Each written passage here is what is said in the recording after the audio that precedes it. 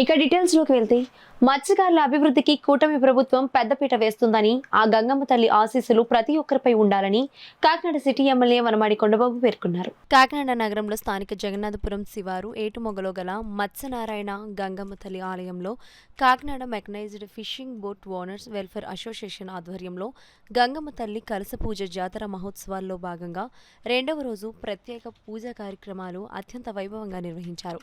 ఈ కార్యక్రమానికి ముఖ్య అతిథిగా కాకినాడ సిటీ ఎమ్మెల్యే వనమాడి కొండబాబు, శాసన మండలి సభ్యురాలు కరి పద్మశ్రీ పాల్గొని స్వామివారిని దర్శించుకుని ప్రత్యేక పూజలు నిర్వహించారు.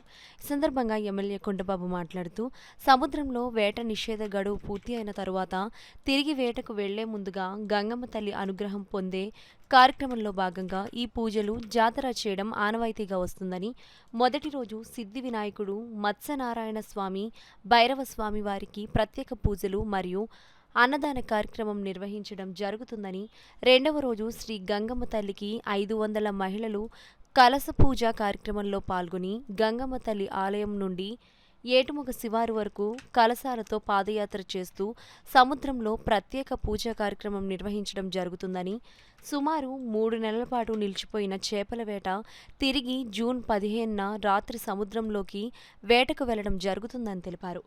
కూటమి ప్రభుత్వం అధికారంలోకి వచ్చాక మత్స్యకారుల సంక్షేమానికి, వారి అభివృద్ధికి అనేక పథకాలను అమలు చేయడం జరిగిందన్నారు. దానిలో భాగంగానే వేట నిషేధ సమయంలోనే మత్స్యకారులకు 20,000 రూపాయల పరిహారం అందించడం జరిగిందని గుర్తు చేశారు.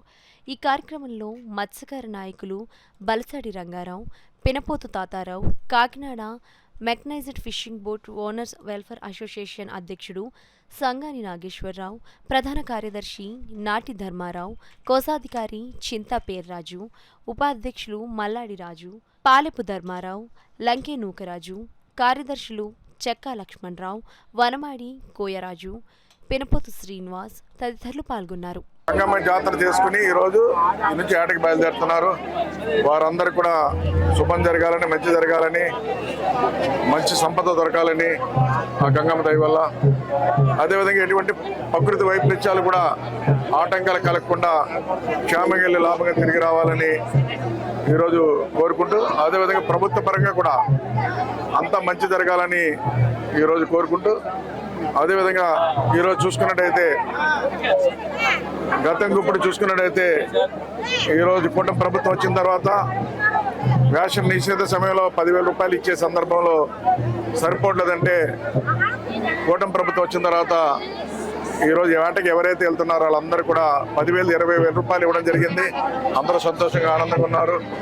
అదే భవిష్యత్తులో కూడా వీరి అవసరాలు ఏంటి తెలుసుకుని అన్ని విధాలు కూడా ఎవరైతే బోటు మీద ఏట జీవిస్తున్నారో వారందరూ కూడా ప్రభుత్వం మళ్ళీ పూర్వవైభవంగా గత తెలుగుదేశం ప్రభుత్వం అధికారులు ఉన్నప్పుడు ఏ విధంగా సహకారాలు అందించిందో ఆ విధంగా అందించి అన్ని విధాలా సహకరిస్తుందని కూటమి ప్రభుత్వం తరగతి వారందరికీ తెలియపరచుకుంటూ, మరొకసారి అందరికీ మంచి జరగాలి, శుభం జరగాలని మరొకసారి కోరుకుంటూ, మంచి సంపద దొరకాలని కోరుకుంటూ, ఎటువంటి ప్రకృతి వైపరీత్యాలు కూడా ఎటువంటి ఆటంకాలు కలగకుండా భగవంతుడు అన్ని విధాలా సహకరించాలి గంగమ్మ దైవ వల్ల కోరుకుంటూ సెలవు తీసుకుంటాం.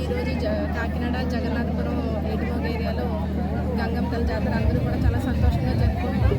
మరి మత్స్యకార సామాజిక వర్గమే కాకుండా ప్రపంచంలో ఉన్న ప్రతి ఒక్కరు కూడా ఆరాధ్య దైవం గంగమ్మ తల్లి. ఎందుకంటే సముద్రం లేదే మనకి వారికి జీవనోపాధి లేదు. సో గంగమ్మ తల్లి దీవెనతో అందరూ కూడా బాగుండాలని చెప్పి, ప్రకృతి వైపరీత్యాలు ఏవి రాకుండా ప్రజలందరినీ కూడా కాపాడాలని చెప్పి కోరుకుంటూ, ప్రజలందరూ కూడా అమ్మవారిని సంబరం చాలా చక్కగా చేసుకుంటారు. అందరూ కలిసినట్టుగానే మీకు అందరూ చూడొచ్చు, రంగరంగ వైభవంగా ఇక్కడంతా జరుగుతుంది. సో తల్లి ఆశీర్వాదంతో అందరూ కూడా చల్లగా ఉంటారు.